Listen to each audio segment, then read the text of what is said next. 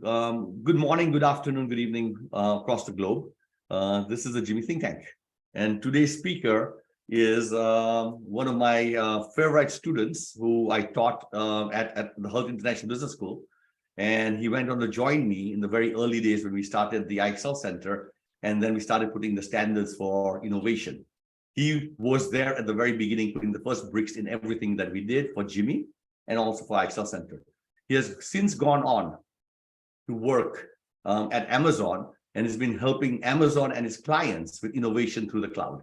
The cloud was the biggest innovation in 2010 onwards, and that transformation has changed the world. And today we can walk freely without servers or anything else because companies like Amazon and others take care of it. But behind the scenes, they're basically working on everything that we talk about, whether it's Uber, whether it's Airbnb, whether it's banking, whether it's AI. This is the guys who are making it happen by providing the infrastructure and the knowledge and the tools to make it happen. Julius Bautista, we are on a treat today to learn about where the future of the cloud is, what are the opportunities on the cloud, and perhaps right now with the transformation going around the world with AI and other things. So with that, Julius, welcome. Let's put both talking heads on and we can just see each other on the screen and just check in. Julius, how have you been? And how has Amazon been doing all the way through the COVID periods and beyond the COVID? Hello, HP. Hello, everyone. Thank you for the very warm introduction. Really appreciate it. And it's good to hear familiar voices here. Amazon is going through periods of rapid growth through COVID, but as with everyone and every tech company is going through a little bit of a lull coming out of COVID, but it's okay. I think I think Jeff Bezos said, the stock goes up 10% doesn't mean you're 10% smarter. So stock goes down 10% doesn't mean you're 10% dumber. So we try to weather, the storms and the volatility and just keep on innovating, taking all the lessons learned from, all our old companies and then bringing it to Amazon. So very glad to be here. And I look forward to, sharing some of what we've been doing so far. Great. One of the things the audience wants to learn is a combination of things, and hopefully you can cover some of those. Clearly, they want to learn about what the future trends are and where the world is going. They're also very interested in innovation management approaches and techniques that are used to be able to do things better and faster and cheaper, to be able to target things which are bigger and bolder. And that language is a very common language in GIMI. And we'd love to be able to see that. And all those little sound bites about the 2 pizza rule or the 1-page memo, or whatever, all those little things people are very excited to hear from somebody who's actually in the space, working with one of the greatest companies on the planet. So with that, Julius, I'm going to give you the floor, and I might jump in here and then ask some questions, but welcome. And this is such a pleasure to have the student become the professor. Welcome. Thank you, HP. So I prepared this deck and it's focused more on the cloud itself. But, as HP said, please feel free to jump in. Would like this to be a dynamic, open discussion. And I will voice over some of the innovation cultural thinking that has driven some of these innovations. So let's get started. What is the agenda for today? First of all, let me, are you guys seeing the slides? All good? Not yet. We can't see the slides. Okay, hold on. I think someone took over. We are using Zoom, and I'm sure Amazon has got their own platform technologies that you guys use. We do. All a little different. Are you seeing it now? Yes, we are. Yes. Okay, perfect. All right. So again, maybe this is a little bit more technology focused, but as HP said, we can stop and talk about, how some of these innovations are driven through that, innovation management thinking. So what's the agenda today? We'll talk a little bit about what is cloud. Everyone talks about cloud. What does it really mean? What does it do? How does it help everyone? So it drives some of, maybe some of your thinking as well. How does cloud drive innovation? And there's so many ways that we can drive innovation, but I'll talk about 3 different things. And I'm going to use a little bit of like GIMI, IXL language. So hopefully it resonates with you guys. We'll talk a little bit about data democratization. How does democratizing data enable, that thinking for around innovation? How do we connect the dots? How do we drive insights through AI/ML? And then We'll end with a little bit of like, how do we actually execute on innovation? How does cloud enable rapid iteration and simulation through high performance computing? So those are just 3 examples. Again, we can go more than an hour just talking about cloud. I'll focus on these 3 things, and then we'll end with some open discussion and questions in there. All right. So let's talk about cloud. What is cloud really? The simplest way to say it is it's basically on-demand delivery of IT resources over the internet. What does that mean? So IT resources are your computer, your servers, your networking, your storage, and all these things. Typically, companies would buy their own stuff, if you will, IT stuff, and store it in a warehouse somewhere, and basically store all their data there. The shift in thinking is, instead of buying your own stuff, you now kind of like outsource that to other companies, cloud companies, and access those resources over the internet. So they access these technology resources, as I mentioned, such as computing, storage, databases, on an as-need basis. So if you don't need it, you switch it off. If you need it, you switch it on. And then there's a shift in thinking as well in terms of pricing. So instead of owning these resources yourself as capital expenditures, you now shift to an operating expenses model, and you just pay for what you need. When you don't need it, you switch it off, and you don't pay for that. Who uses cloud? Organizations of every type. The examples that I'm going to be using here started out as startups, and that's where cloud actually started, is with these smaller companies, because they saw the use of cloud before anyone else did. And then it has now expanded to every type of organization, from Fortune 500s to mid-tier companies, to nonprofits, to government organizations, to education, healthcare space, finance. So every type of organization is now using cloud. Having said that, I think one of the famous sayings is, today, only 5% of all IT spend is actually on cloud. That means that there's just so much growth that will come in the next decade or so. There's a wide variety of use cases. And again, maybe super technical, but we'll go through this quickly. You can use it to back up your data. You can use it to ensure that you have a disaster recovery, something simple as email, data analytics, or web applications, and so much more. And again, we'll go through that later. What are the benefits, high level of cloud? So one is agility. So to be able to quickly get all the resources you need and use them in minutes instead of months or years. So imagine old companies saying, "Oh, I've increased my number of customers 10% or 100% or 1,000%. I need more resources now." You would have to talk to an Oracle, to a Dell, and negotiate pricing, install those things, hire people to manage those resources. By the time you're up and running, you're way behind again. And so that agility comes in from the cloud, where with a push of a button, you're now able to get those resources in minutes. Elasticity. So when you need those resources, you can bring them up. If you don't need them, you can put them down, as mentioned earlier. And then cost savings. Again, you don't have to spend millions of dollars in order to take advantage of the resources in the cloud. And then finally, it's availability. I've seen companies that are based in the US, but are able to service customers in Asia, for example, or in Latin America. So that availability previously was very hard to come by and very expensive. It's now at the fingertips of every company that you can think of.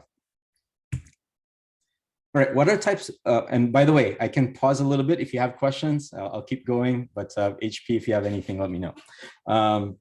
What are again, Julius, keep on going. And we got probably about 20, 30 minutes of you being able to say what you want. If we find something, we'll ask a question. And then we'll have hopefully a good set of questions for you. And we'll go back and forth and challenge and hopefully have a good discussion. Awesome. Okay. So what are the types of cloud computing? So you've got these 3 levels here, and I think people are most familiar with the top portion here, which is called software as a service. You've got companies like Salesforce or MailChimp. Something simple as Yahoo Mail are all software as a service type, meaning you don't have to care anything below that. If you see that pyramid, everything else is taken care of by that company, which is that Salesforces of the world or Yahoos of the world. All you need to care about is how do you set up your email, and you're done. If you want more control over the operating system, meaning not just the application that you're using, but also the operating system, Then you go into the middle layer, which is called platform as a service. Now, companies like Red Hat or Microsoft Azure would offer you services in order for you to control the upper two layers, and then they will control everything else below that, which is, as I mentioned, operating system all the way down to the hardware, or as we call it, bare metal. And then the final piece, which is called infrastructure as a service, is where you get the most control, which is the top two layers, plus some layer on that IS, which is the servers, the storage, networking. Everything else below that is being controlled by those companies, such as a Rackspace or Amazon Web Services. Who are the players in this space? We started with 3 players, and you can see them on the upper right quadrant. This is a Gartner Magic Quadrant for the top players in what you call cloud service providers. The leaders in this space is AWS, Microsoft Azure, and Google. But you've got incoming players that are rapidly growing as well. And so it's this space is becoming more and more interesting, where you've got players like Alibaba, who is actually very strong and is the leader in China.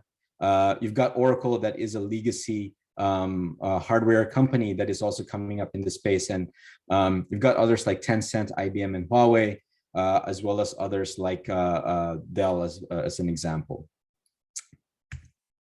So let's talk a little bit about how cloud drives innovation. And as I mentioned, we're going to talk about 3 different things in here. One is, how do we get smarter?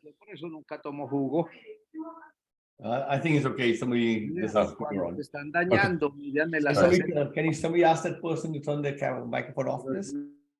Yes. Okay, thank you. We'll keep on going, Julius. Okay, no worries. So let's talk about 3 different things on how cloud drives innovation. The first one is, how do we get smarter through data democratization? Second is, we're going to see how we can connect the dots better with insights driven by analytics and AI/ML. And then finally, we'll end with another example on how do we test ideas faster with rapid iteration and experimentation. So let's talk about the first one. How do we, what's the challenge that we're finding today, especially in this world where we've got more and more information coming from all multiple sources? You've got the internet out there, you've got Wikipedia externally, internally within an organization. More and more of your employees are putting in more information. Your customers are putting information. Your vendors are putting information. Everyone's just putting information. And it's just this, big mass of data that you can't really know how to even start looking at. And this is where cloud is able to help you organize that data. And the example that I'm using here is Airbnb. Airbnb was born in the cloud, started in 2008. It's actually a company that got switched on simply by purchasing some servers on the internet on AWS. And with a few clicks and with the setup of 2 engineers, they were able to set up a website, and boom, they're off and running. 10 years later, they've grown into such a big organization that, as I mentioned here, this challenge was in 2017 was presented by Airbnb, where they got more than 3,500 employees with more than 20 offices globally. They've got 200,000 tables. Just imagine a database is made up of tables. So 200,000 tables of databases everywhere. You've got 6,000 workbooks or charts. So Tableau is, think of it as a dashboard, like where you can see your insights and all that. More than 6,000 of those, 1,500 knowledge posts, and a bunch more data in there. And all their employees are complaining, saying like, I don't know where to start. Like, how do I start looking at the information that I'm getting in order to start thinking about new things that we can do, new solutions, new products, and all these things. And so what they thought about was building what you call a data portal that helps with data discovery and decision making, using what you call a cloud-based graph database. Now, I'll not go into the technical parts unless you ask that question later on, but just think of it as a way for you to search for any type of data that anyone has ever posted in Airbnb's database. You want to look at things like, how many people booked hotels yesterday? How many people searched on Grand Canyon in the past 3 months, or how many employees set up dashboards in the past year or so. So any type of data, any random question you can think of, can search their big, vast sources of data and come up with an organized way of sharing that information back with the Julius, employee. this is a classic problem for everybody. The number of tables we have created, the number of Google Sheets we have created, and then we recreate it sometimes because we don't know what we did the last time. The algorithms to make the table work, all that stuff is all lost again and again, and we don't know where it is half the time. So it's clearly a problem, the speed at which we generate data, the speed at which we generate tables, and if you guys have solutions on how to connect them, amazing. Yeah, no, so yeah, and so you can choose any one of those cloud service providers, and what they do is exactly what you said, HP, is just dump your data in what you call a data lake or a data warehouse, run, and I'll go through this in the next example with AIML, run just an AIML algorithm through it, and it spits out a very user-friendly type of interface where you can start asking questions and asking, how do I find this type of data? And it shows something that's relevant and it's learning. And if you tell it it's wrong, tell it it's wrong, tell it it's right, and it starts learning. And Julius, how different is this from a chat bot or a chat GPT AI, which says, I'm going to look at the data, your data on your server, your private server, and your cloud. And is that similar in idea that down the road you can just ask questions, it'll find things? Exactly. It is similar. So think of it as three different, and we'll go through this in the second example as well. 3 different layers. You've got the data layer, you just dump your data in there. You've got the algorithm that says, how do I learn? Right. And you can use your own algorithm, hire your own scientists to make your own algorithm, or you can borrow algorithms from anyone. And there's a marketplace where you can say, hey, can I borrow an algorithm about, retail? Can I borrow an algorithm about flights, for example? And they'll apply their own algorithm. And then you've got the user interface layer that, as you said, HP, it could be a chat. It could be a person speaking to you. It could be a visualization table like Tableau that's written here that says it's going to spit out what you're looking for based on the algorithm.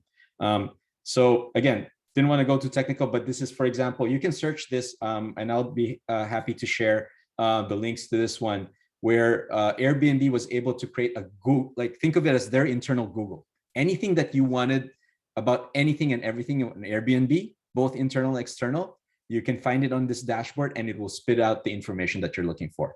And it saved tons of time for their own employees because one, they started trusting the data.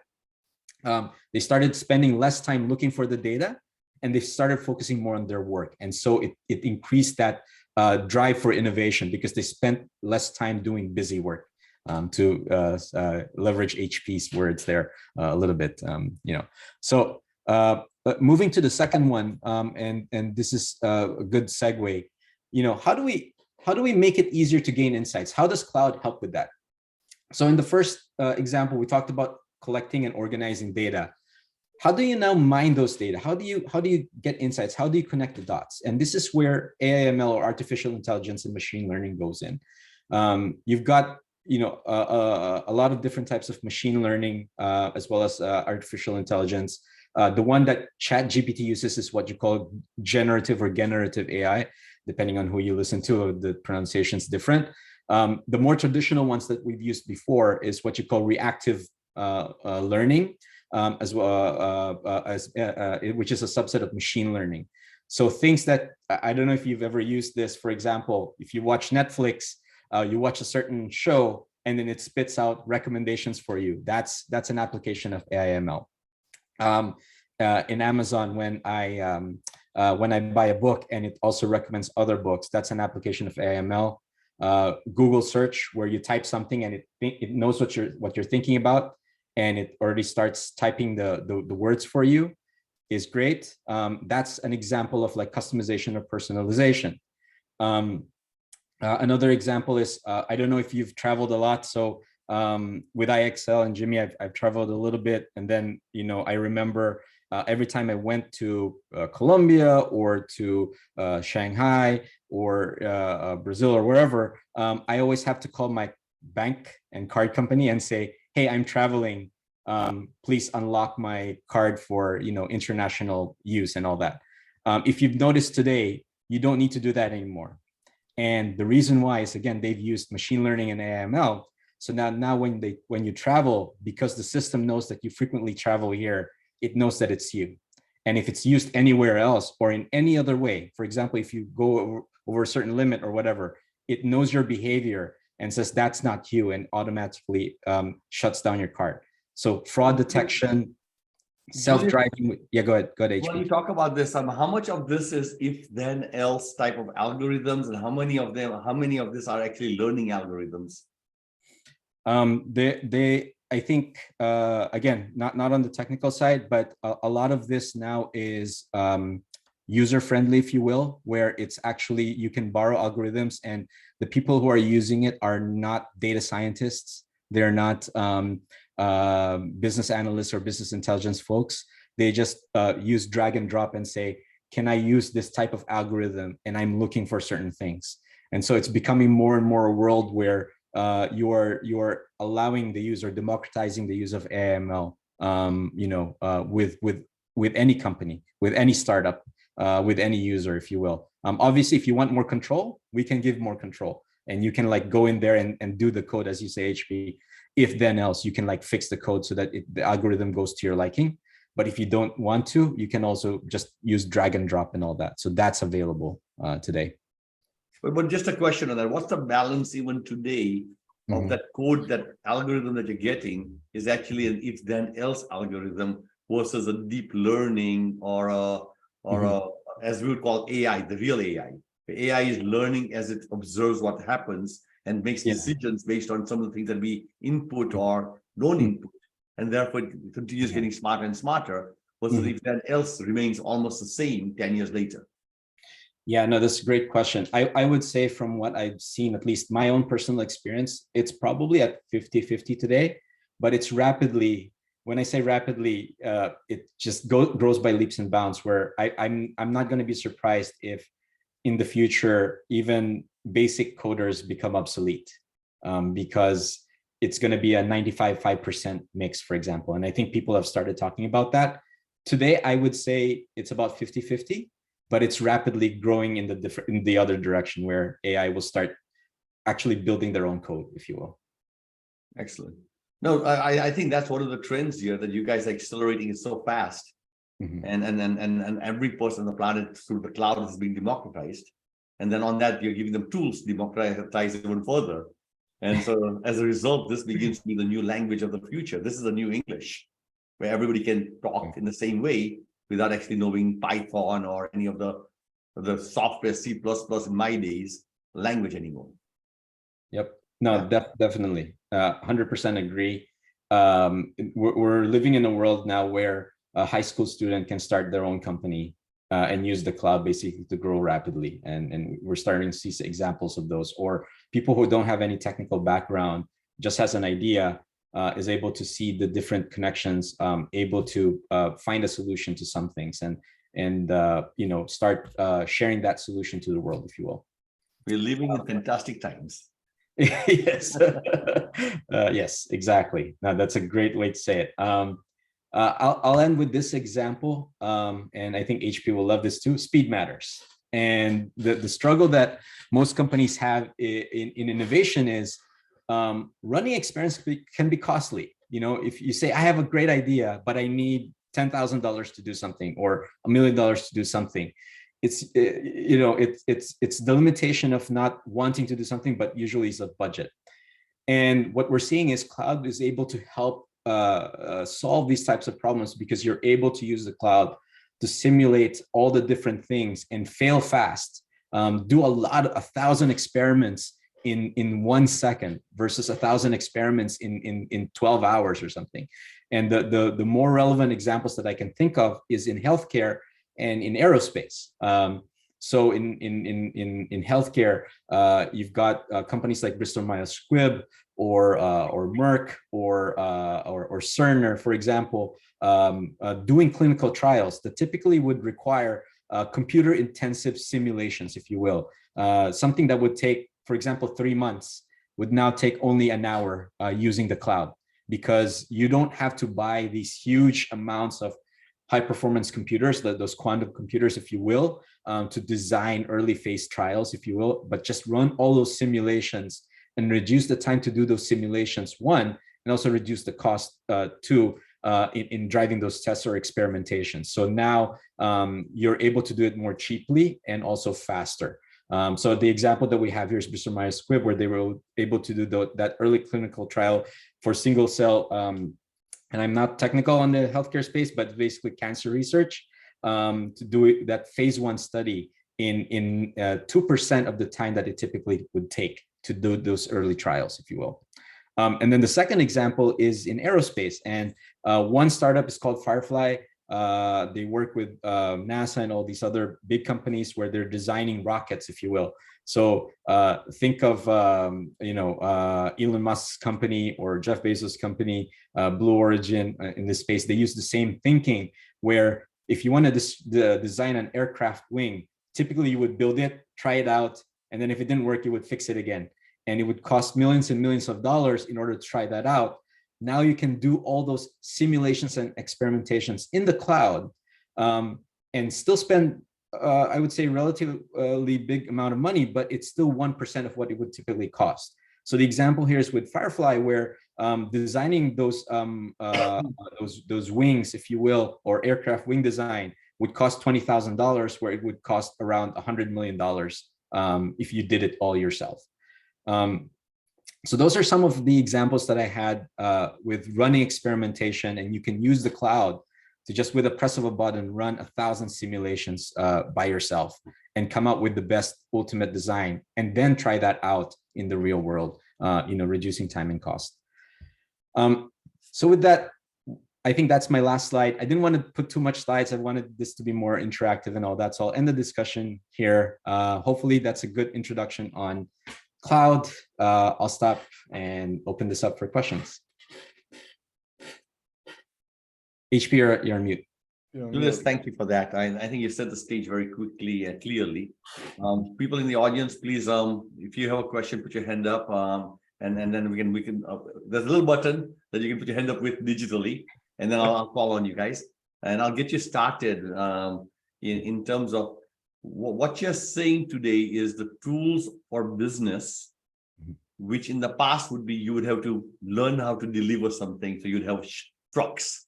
The tools for maybe doing advertising or marketing, you might get an agency or something, but now we've got tools that are digital that can be used somehow. And the tools to maybe make your product or your services are all digital also, and therefore you can distribute them very quickly. And for that reason, a 12-year-old kid could start a company that could compete with somebody else very easily.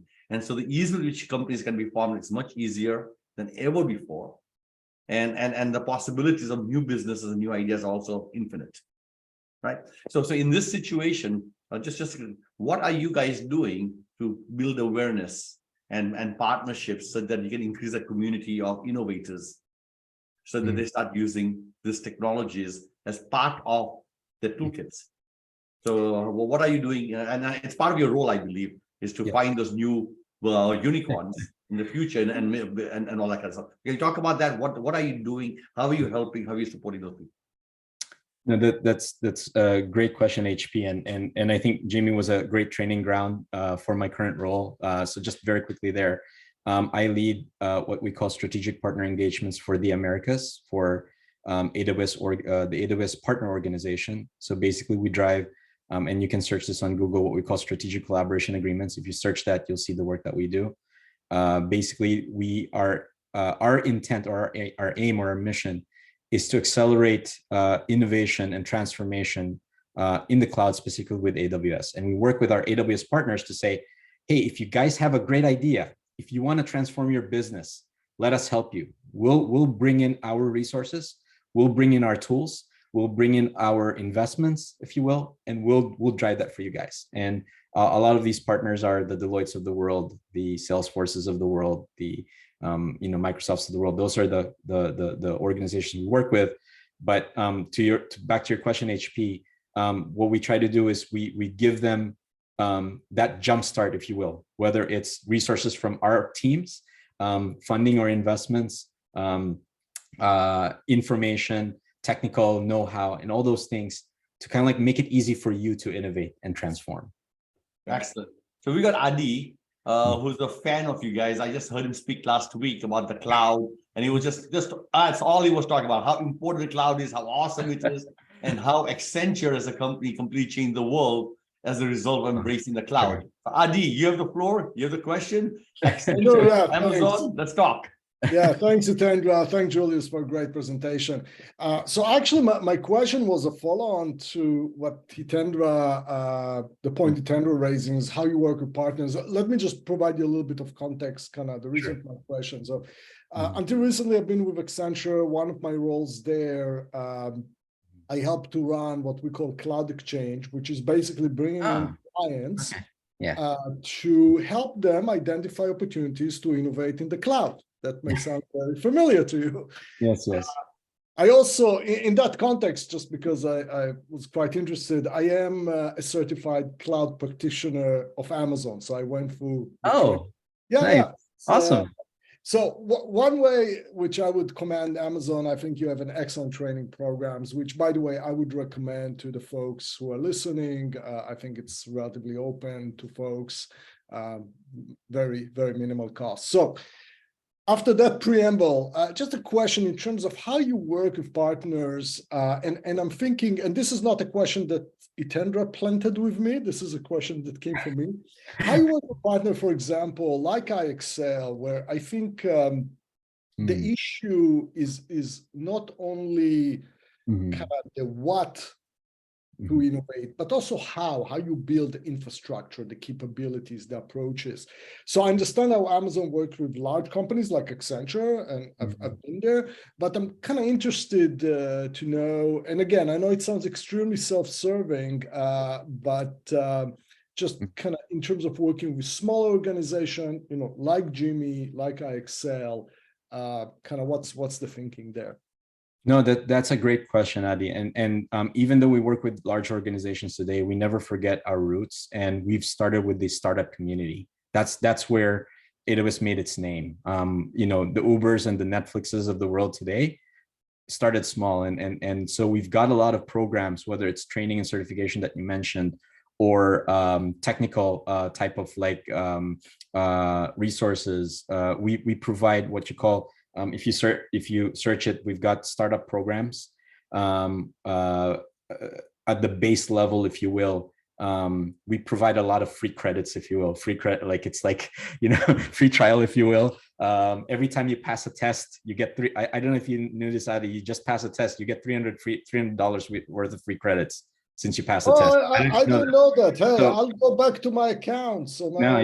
check it out. And so with the startup community, I think they provide a lot of training, as well as these what you call free credits. We do a lot of things like game days, for example, which is like our version of hackathons, where if we have a new service, whatever in the compute space with Graviton, for example, which high performance computing chips, we would provide game days. So you can have the engineers come in, or people come in and try things out, and there would be a contest and try, so we've got a lot of these programs. I'm not in the startup space, so I know some of them, but not a lot of them, but we do provide a lot of these programs that will help these new companies, if you will, start things and get things, off the ground, if you will. No, just one quick follow-up. That's great. And again, let me be maybe a little bit pushy and direct. So sure. Does your team also provide advisory to companies on how to innovate, how to improve their innovation capabilities? And again, the reason I'm asking is, there are other companies who do that, such as iExcel and GIMI, at a much larger scale, Accenture and Deloitte and so forth. So I'm just kind of to understand the boundaries.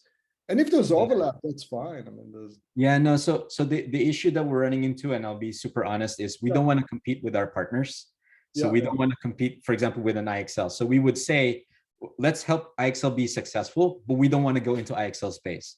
So for example, we wouldn't teach others to be innovative, but we would say like, hey, iExcel, how can we AWS help you become successful? And that's the thinking, like, for example, a Deloitte or an Accenture, which, by the way, we're working with as well today. So we would tell them like, hey, what do you want to get into? You want to go into security? want to go into healthcare, whatever the case may be, and so let's help you there. So that's the thinking, at least. No, that's good. Adi, thank you for your question. Let's get Bob on here. And what's your question, Bob? Bob, Well, introduce yourself also from where you are and everything else. Okay. Calgary, Alberta, Western Canada. Good to see you again, Julius. We met years ago, and now we're. So here's my question for you. Mhm. I want to take what you're doing and put it into my business strategy course as a case. Do you have data sets? Or can you find data sets that the students can use that tie into strategy? And if you can, let's write a case on it, because I think it would once we get it done, a lot of other universities are going to want the same thing. And second is where do you live? Do you live in an airport or you live in a house? I'm in my basement, so I don't know. It's a little bit. But which city is that? Where are you in Boston? Are you in- Boston. I am in Boston. So Okay, so I'm going to be there and see you and Hitendra first 2 weeks for sure in August. So I'll send you an email. Just send me your email.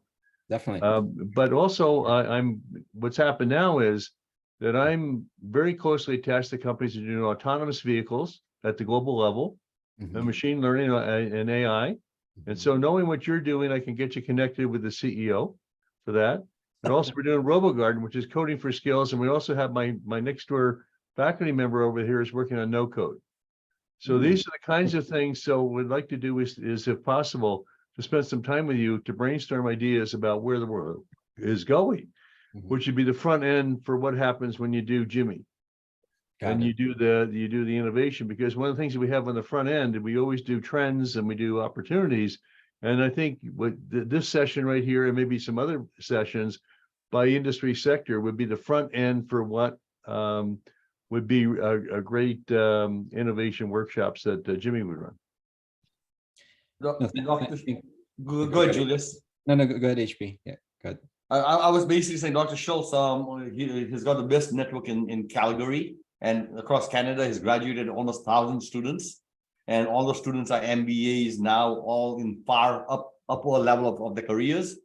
And the network he brings to the table is real. But in Calgary, they are trying to move themselves into a digital capital of the world. And education, healthcare, oil and gas, all those are part of the networks that can be connected. So Bob, when you're here, Julius, we'll make sure we'll make something happen over there. But the cloud is certainly it for sure. Stan, do you have a question? Please introduce yourself also, where you're calling in from, or where you are. You're on mute, my friend. Crisanto, you're on mute. Yeah, okay. Hello, Julius. Good evening from Jakarta, Hello. Indonesia. 12 hours difference, 11 hours now.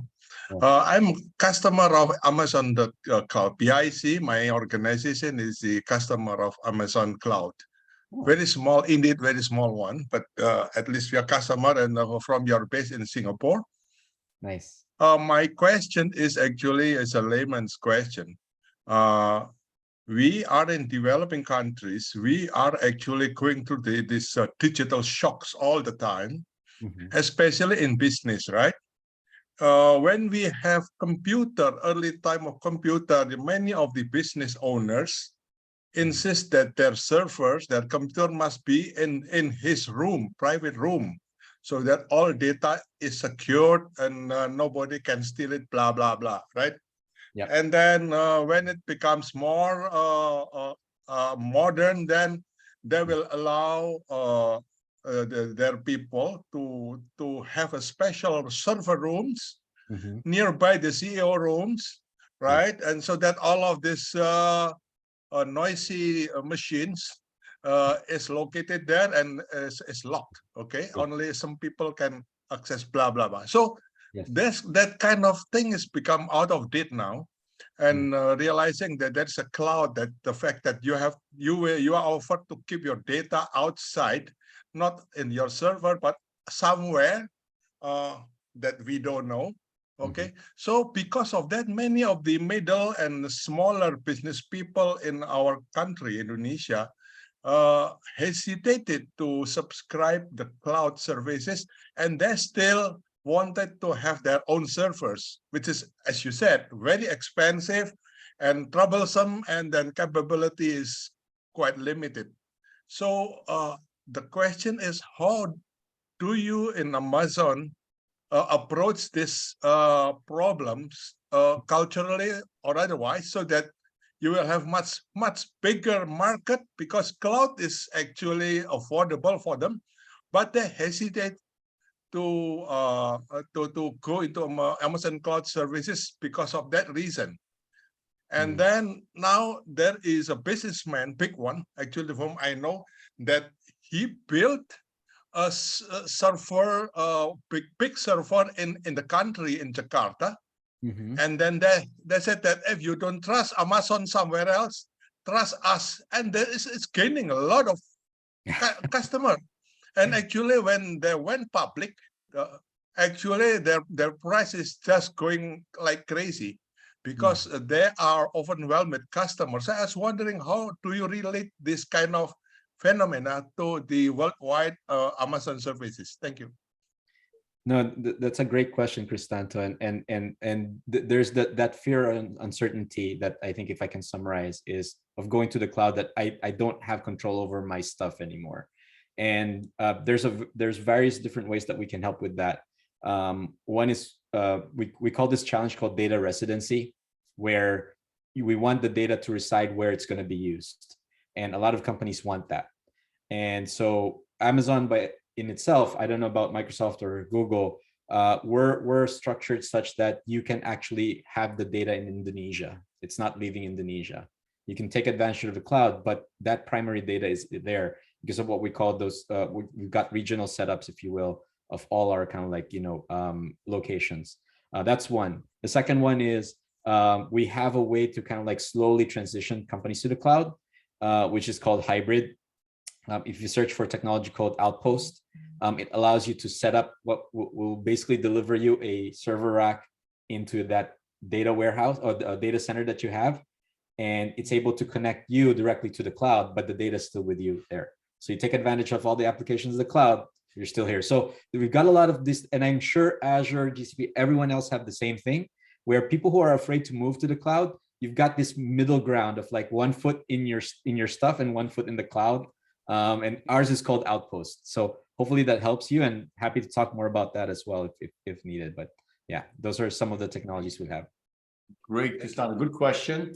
It's all about security and safety, and people are protective and they worry about it. And we saw that with ChatGPT already, where companies are forbidding their employees to ask questions to ChatGPT because those questions indicate what the strategy might be of a company, by saying, who's my competitor? Will this product work in this market? And certainly those questions can be used as data points for, again, saying, what is XYZ company doing? So those security things are always going to be very big. And I think you guys will always be fighting that.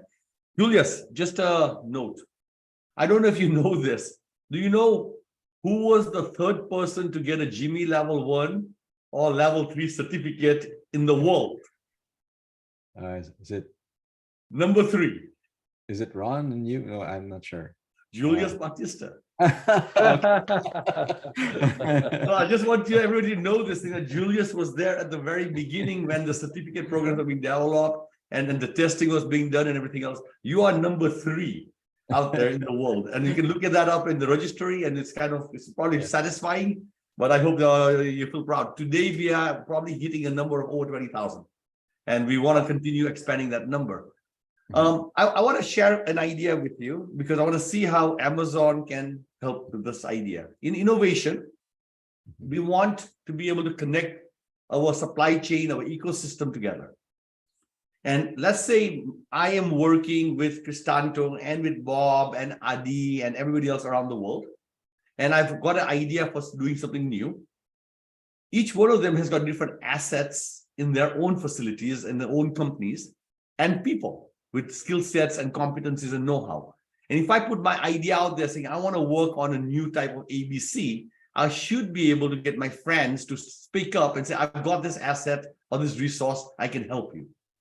And we are working on this now. It's called connecting the world together and getting companies to share their information so that companies can collaborate with each other and build ecosystems. So if you need a 3D printer and you don't have one, there's one collecting dust at the University of Massachusetts and Lowell. Can we use that? If you wanted to use a extruder to extrude some plastic somewhere, there's some lab facility at Braskem sitting there doing nothing. Why can't I use it? So the idea is to make visible assets, innovation assets to everybody, and somehow collaborate to be able to not spend all the money to have redundancies and all that kind of stuff. Now, this is a really messy global platform software and everything else that we want to do, starting first with maybe industry associations, or maybe starting with an anchor company like Amazon or somebody big. And then they say, who can you partner with? Is this something you guys are the right people to partner with, saying we can help you build a platform, the software platform for the ecosystem, and we can help you with existing know-how on creating marketplaces, if you want to call them marketplaces. And then basically we can have networks of this 30 companies are playing together, this other 30 companies are competing with this 30 companies as an ecosystem. So I just want to ask you, this is one of the next thing in innovation for GIMI. It's ecosystems fighting other ecosystems. The one who's fast and quicker wins. If you can share your assets, even better. If you have more trust in the communication, the best. We talked about trust, that was Cristanto. Sharing and all that kind of stuff. Can you imagine, is this something that GIMI can collaborate with you guys to say, how do we create a global ecosystem, a map of the world that Google did on the public market? And now we can have corporations actually sharing, universities sharing, industry sharing, and imagine green hydrogen as an example, and everybody mapping the green hydrogen economy. I'm going to stop there. Julius, you've always been a great thought partner while you were with me, and we fought with each other and all that, but that created the best idea. So tell me, what can we do? What should Amazon do? How can we work together? Yeah, no, so there's several ways you can go through, or you can attack the problem, if you will. Like, if you want to build the blocks yourself, then we can do that. Like, meaning you've got the Lego pieces, we have the Lego pieces, you have the idea, you put it together. There's also the other pathway, which is partnering, as you say as well, HP. So we've got what you call independent software vendors, so ISVs, that provide these marketplaces, if you will. So, you can borrow their marketplace application and basically build on top of that, so that you don't have to build a marketplace. You just have to use their marketplace software and just, put your good stuff, as you said, like, innovation assets that, people have. And so all you need to think about is, what are the rules, if you will, like, who gets to register on the marketplace, what are the things that you can put in there and all those things. So I think those are the two quick answers just off the top of my head that we can look at. If it is directly with AWS, then obviously you would need someone who would be more familiar with the applications that we have today and put that together yourself, that marketplace. It is doable. I think I'm not on the technical side, but yes, we have people that, are able to kind of like collaborate with startups on that one. So I'll stop there, but yes, so there's multiple pathways. That's excellent. From the things that you learned at GIMI and at IXL in terms of innovation, the methodologies and all those, what are the ones that you've been using most and found they were really helpful in your personal success at Amazon? Yeah, I think there's two. I'll start with the consulting side, which is not necessarily GIMI, but the structured way of thinking, HP. Just some quick side note. I think Amazonian leaders are also not verbose. They're very similar to you in that. HP is like, can you go quick, direct to the point, and tell me what the problem is and what are the options and all that. So they're like, that structured thinking is there, and I was able to apply that very quickly and say, instead of saying everything in 2 paragraphs, just say something like, this is the problem and this is what we're trying to solve. From the innovation side, I think the idea of just go do it and fail fast is in our leadership principles. So if you search leadership principles, you'll see things like bias for action, which is basically just, you don't need to have 100% of the information. You've got 80%, 70% of the information, go fix the problem. And things like disagree and commit. And so we don't want yes people. Like you come in there and you debate me hard because insights will come up out of that debate. We don't want people who will just agree with each other. We want that discomfort, because in that discomfort, you will be able to get new dots, if you will, to use GIMI words there. And then I'll end with, this is a little bit different, and I think I shared this with you with HP before. If you have a new idea, write a doc, write a 2-pager, write a 6-pager. And the reason for it is because it organizes your thoughts. You don't just come in there and you just say, I have an idea. No, let me write about it. Let me think about it. Let me iterate through it, because in writing that doc, I know I have to be structured in it. And I think that was a good tool that we used to use a lot. And I use myself when I have a new idea. I know I need to write a 2-pager and present that to my leadership. And then the great thing about it is I get funding. If they like the idea, and after that 1-hour meeting said, I like your idea, Julius, what do you need? Do you need people? Do you need resources? Tell me what you need. And I'll stop there. I know there's other lessons learned, but those are the 3 that come to my mind right now. That's perfect. There are other things that Jeff Bezos is famous for, statements. Can you expand on the notion of the 2 pizza rule? Yeah, no. So this came from, I think, early days in Amazon, where he realized that because it was growing so fast, the engineering teams were growing so fast, and he didn't know what people were doing and things weren't getting done. So he basically said that in order to get things done, you need small teams.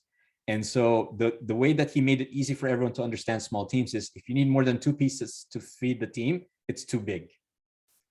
So 2 pizzas it is. That's it. And because you got 2 pizzas, you know the team is small, and you know what everyone's doing. There's no kind of like, someone who's just hanging on. Everyone has a job to do. There's an outcome, and you've got people working on it. So that was the genesis of that, and I love it. Actually, it's great. So I'm a believer of that. I mean, we learned that at Motorola also, that small teams get things done. My question to you is, during the COVID days, and now that we've gone so much to Zoom type interactions and team, we don't sit around a table as we used to. How are you still able to do a 2 pizza rule? Because the 2 pizza rule was very easy to understand, because you sat around and you fought for the pizza, because if you didn't get your pizza, you're going to get one if there's too many people in there. Now, how do you do the equivalent in terms of making sure you don't have 30 talking heads on a Zoom call? Got it. Yeah, that's super interesting, because there's a couple of things there, and hopefully I don't go too long. One is we've got short meetings. Everything is 30 minutes, and I thought it was very rude before when people would drop and I would still be talking. And my old manager before said, well, it's because you weren't short enough. You got to get straight to the point and get it done so that people can start working. Like, don't do long meetings. That's one. Second one is, even though we're still in that, I would say, Zoom culture, if you will, people do still spend time, and managers spend a lot of time bringing people together. So we would still have quarterly get-togethers, if you will. So people would go to the same place. We're being frugal about it. So for example, for me, I've got a 5-person team. 3 of them are in Boston. I would ask the other 2 to come here to Boston, and we would meet up here. So there's still that element of, I think we still need that face-to-face to really get things to percolate with ideas. The execution you can do by yourself, but you need that get together still. And I think Amazon drives that, or encourages people to still meet up. Yeah, well, this is great input, because a lot of people thought that Zoom was going to really change the way we are going to work. But it seems that most of the people in the tech industry at the senior level, and the people are trying to drive culture, teamwork, and all that, they insist on this face-to-face interactions. And then you can divide. So you can use the hybrid part of it, but you can't get away from this get together, look at each other's face, argue, fight. And then just as you're about to leave the meeting, you can say, what about this? There's always the best ideas come in the last 2 minutes. It never comes unfortunately, in the first 2 minutes, right? So that's one of the challenges there. Julius, we are about to reach the end of this we're almost at 10 o'clock. What I would like you to ask you is, if you could fast forward, let's say 5 years, or even, yeah, just let's say 5 or 10 years, what do you see as the new world? Because if you had asked people about ChatGPT 5 years ago, they would say it's still a dream. And if you had asked 5 years earlier before that about social media, or 10 years earlier, they would say it's just kind of nothing. And if you go backwards, you'll see that at any moment looking forward, people are always surprised by what suddenly comes along the way. And ChatGPT surprised people for sure. So what are the surprises that we should all be thinking about? What are the future trends? The fact that the cloud is there, edge computing is there. There's something after that. There's something else after this. Robotics.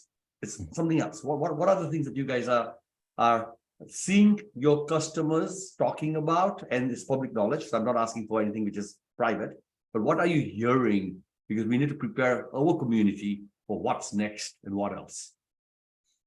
Yeah, no, I think the trends are the same trends, but I think it's making it a reality is what we're seeing. So just off the top of my head, sustainability plays a big role, where before it was impossible to think of things of like, how do you bring water to Africa?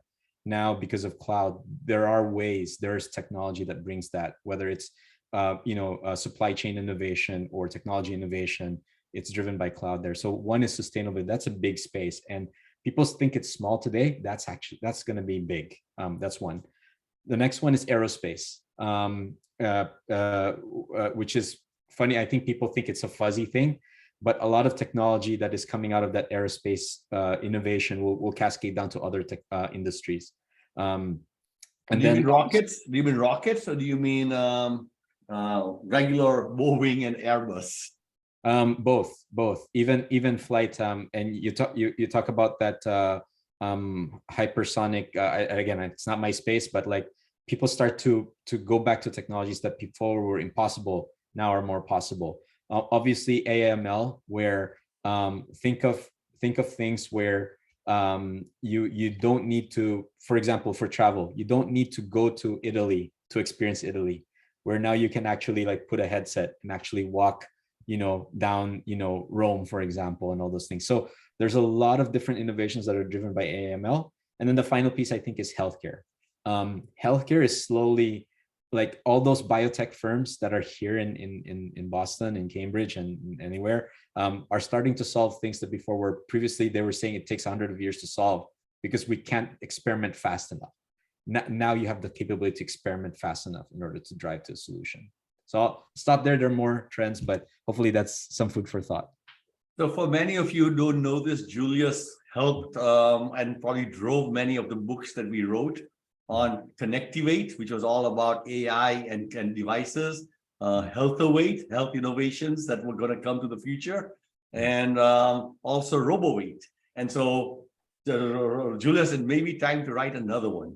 Maybe we can do this with Amazon and GIMI and others to say, what is the next AMLowate or something of that type? That would be really cool for us to put together. But without a doubt, those who can't imagine the future have to wait for the future to come to you. Those who can imagine the future can perhaps create the future. And that's who we are. We are the GIMI community. Then we are supposed to imagine the future and create the future that we desire and not wait for others to create it for us. Julius, you are very, very excited about everything you're doing, very relevant to the whole tech innovation space. And you've been a member of the GIMI think tank for years, and you were there at the very beginning. Please see the community as a network also, and to be able to do more with it. But I want to give you the last word for advice for anybody in the GIMI community on how to innovate and how to move forward. Anything you want to say. You have the last word. Oh, wow, that's pressure. I would just say, don't hesitate. Just get it done. There's no excuse now. There's just no excuse. You've got everything that you need at your fingertips. If young folks and folks in LATAM and Asia can innovate, I think we can do it here. there's just no excuse today. We can do it, I think. Julius, I thought you were going to say go on Amazon and buy something, but That's a good icebreaker. What was the last thing you bought on Amazon? We'll do that next time, maybe. You know, like okay. we used to do that a lot. What was the last thing you bought on Amazon? So, Julius, you have the brand in buying things, and the money's all in AWS. When you look at the numbers, it's like $20 billion and just breaking even or making a little bit of money in the goods, and $20 billion in AWS making 200% of the profits for Amazon or more. It's AWS funds a lot of the experiments we're doing. So Yeah. a lot of experiments. So let me wrap this up, guys. What we heard today was with digital and the cloud, and where the three different layers of the cloud that allows everybody to innovate. Everything's possible, and that's what Amazon is. Amazon will help you do that, and every one of you should be able to do it, because you don't need to be a coder and you don't need to be a programmer anymore, or you could find somebody who can kind of deal with it. It's not that hard anymore to be able to do a lot more. And then they got partners at Amazon themselves. They've got partners who can help you get started, and Amazon themselves will also help you to do some of this stuff if you are willing and open to collaborate. So the future is bright. It just means, as Julius said very simply, just do it. Yes. Get started, and stop talking about it and start doing, right? And that's the main part of the innovation angle over here. There were a couple of things that I wanted to highlight, which I thought was interesting. One was the graph he posted with all the Chinese companies on the future of the cloud. And if you saw, there was Huawei, Tencent, and Alibaba, and they're coming. And you didn't see many European companies in there, and you didn't see many other things. So this is the Asian century about to emerge. Asia has got more than 80% of the world's population, or some large percentage of the world. And in there, there's China and India. And in there, if they do telecom, there's 400 million subscribers. That's bigger than Verizon anytime. If they do a banking, they got more bank accounts than anybody in the world. If they do insurance, there's more. And so everything is larger and bigger in Asia, and the top 5 countries in the world, including Cristanto's country of Indonesia, will be in the top 5 in the next 20 years. And only one non-Asian country, that's the United States. And so think again, intersecting all of these things. Where is the future? How do you intersect it? Imagine it, and keep a foot in the technology, keep a foot in the markets, and together, I think you should be able to create some amazing innovations. In the philosophy of GIMI, we want 1 million people certified on innovation in the next 4 years. I hope Amazon will help us to get there and support us in what we're trying to accomplish, but along with all of our partners around the world. Let's make this happen together. We can, and we will. Thank you very much.